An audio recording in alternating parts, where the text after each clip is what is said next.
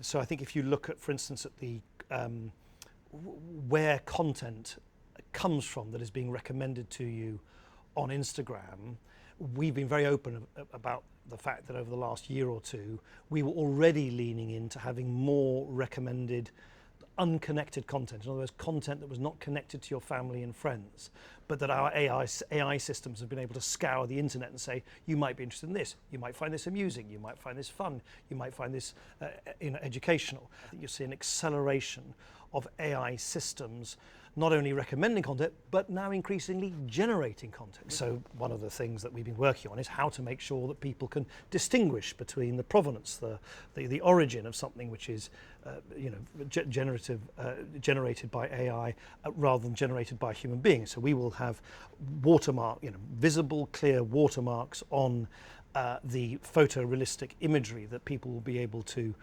use in something called /Imagine, which is our photorealistic tool integrated into Meta AI, which is our sort of Meta sort of ChatGPT equivalent, where you can ask it anything from a restaurant recommendation for this evening to how to plan your next summer holiday. And this is going to be baked into Messenger, into WhatsApp, into things like that. Exactly, and I was going to say, and all of that gets then baked into all of the platforms, into the messaging apps as well as the social media apps. And then again, I think this is a new departure, not entirely new. Some companies look at character.ai, for instance, they've tried this, is we will be leaning into the development of AI characters, personae, from Jane Austen to, a Tom Brady style, Says sports a lot about expert. your taste right now. Well, yeah, it's a big range there.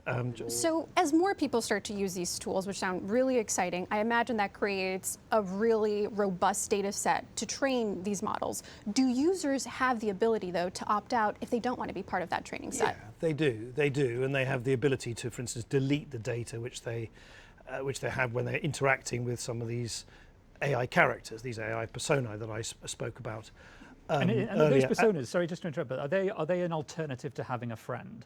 Are they like, can you message someone that you wish existed and who doesn't, or is this an existing? Well, you can. Well, I think it'll be very interesting to. Well, actually, I think the truth is, let's see how people use them. Often, it's the most sort of unexpected use cases that really take off, but you will be able to, you'll be able to bring in these AI persona into a group chat. So you have a mixture of.